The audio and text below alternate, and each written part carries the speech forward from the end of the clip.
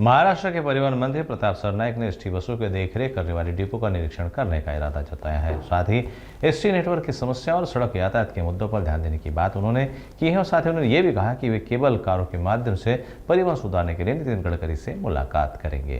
3 दिवसापूर्वी मी ठाण्याच्या एसटी आगाराची पाहणी केली होती, कारण घरापासून स्वच्छतेला सुरुवात करावी असं मला होतं।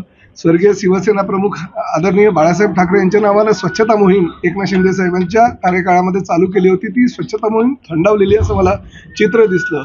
आता मी कुठल्या अधिकाऱ्यांना सांगून जाणार नाही। आता मी उद्या 3 बस आगारांच्या भेटी घेणार आहे, परंतु अद्यापर्यंत कुठल्याही अधिकाऱ्यांना सांगितलं नाही। त्यामुळे आपल्या माध्यमातून महाराष्ट्रातील आमच्या त्या सगळ्या बस आगार प्रमुखांना कळलं पाहिजे की हे परिवहन मंत्री कुठल्या आगारात देणार आहे। कारण आपण जर अधिकाऱ्यांना आधी सांगितलं आणि आगाराची पाहणी करायला गेलो तर ते आपण जाईपर्यंत एकदम मस्त स्वच्छ टापटीप प्रशांत गृहामध्ये पाणी, गरम पाणी, थंड पाणी सगळं मिळतं।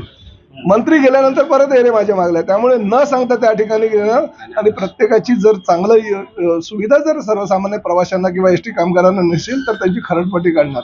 मी आता शहरी भागातून सुरुवात करतोय, पण ग्रामीण भागापर्यंत सुद्धा सगळ्या बस आगाराची पाहणी मी करणार।